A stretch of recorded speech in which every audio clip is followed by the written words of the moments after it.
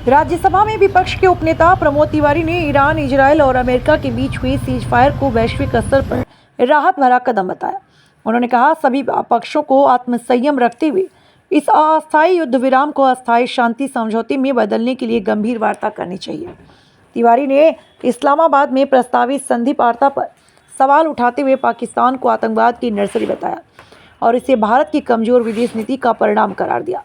उन्होंने कहा, अमेरिका और इजरायल के प्रति भारत के झुकाव के कारण उसकी कूटनीतिक स्थिति प्रभावित हुई।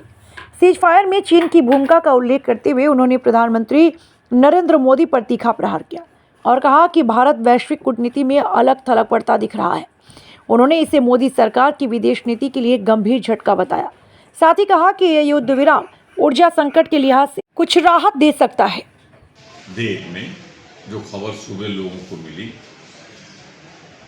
ईरान, इजरायल और अमेरिका के बीच 15 दिनों का सीज फायर हो गया। गोले तो गिरते थे इजरायल में और ईरान में, चोट लगती थी दुनिया के 3/4 देशों में, क्योंकि जो हर्मुज की खाड़ी है जिसके बीच से ये निकल के आता है, गलियारा है, वो पूरी तरह प्रभावित था।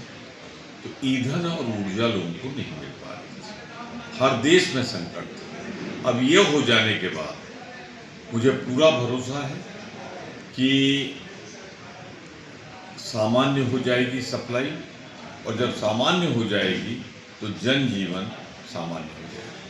बहुत से लोग पलायन करके बड़े शहरों से देहातों की ओर आ गए, बहुत से रेस्टोरेंट बंद हो गए, जो ठेलिया पे लगाते थे बंद हो गए, और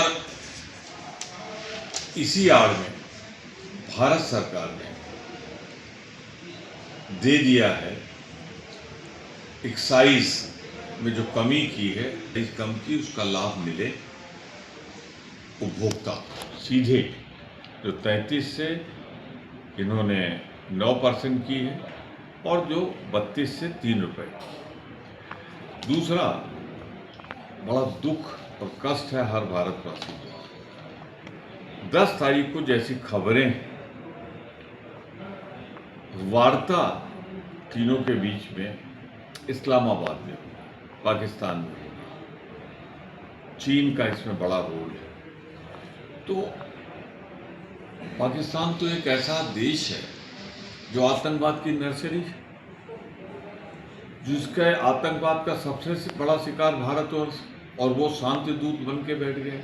और हमारे स्वघोषित, जिन्हें भाजपा ने कर रखा है, आदरणीय प्रधानमंत्री मोदी जी यहीं दिल्ली से देखेंगे, और इस्लामाबाद में मैं मानता हूं ये भारत सरकार की विदेश नीति के लिए कलंकपूर्ण दिन होगा जिस दिन ऐसा